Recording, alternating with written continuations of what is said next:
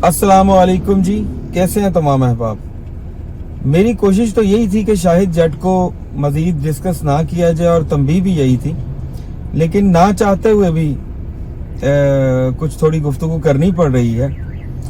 शाहिद जट basically मैं हैरान हूं कि अब एक शख्सियत के साथ साथ कैफियत का रूप धार गई है जी। यानी वो एक सिचुएशन बन गया है, वो एक कैफियत बन गया है। मुझे मेरे एक दोस्त हैं, उन्होंने एक व्हाट्सएप भेजी और मैं आपके साथ शेयर करता हूँ। वो लिखते हैं जी कि बिजली का बिल देखते ही अच्छा खासा शरीफ इंसान भी कांस्टेबल शाहिद बन जाता है।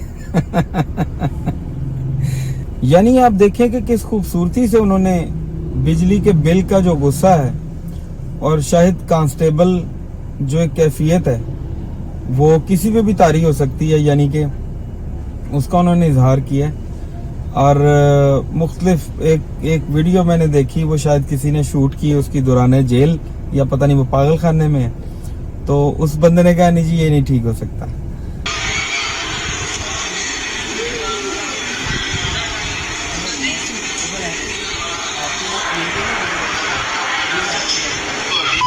खैर शाहिद जट साहब तो अब एक कैफियत बन गए हैं जी, शख्सियत नहीं रहे और वो किसी पे भी तारी हो सकती है।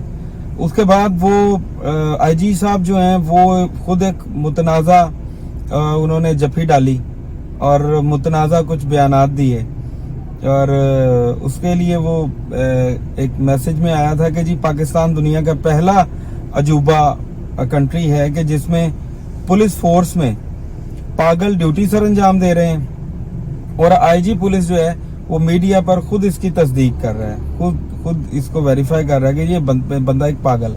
यानी हमारी पुलिस की जो भर्ती का निज़ाम है उसमें सिर्फ ये देखते हैं कि बंदे की जो है वो लत बांह वो तो नहीं टूटी हुई और बंदा ठीक है पूरा है, तो ज़हनी कैफियत कोई ख़ास ज़रूरी नहीं है देखनी।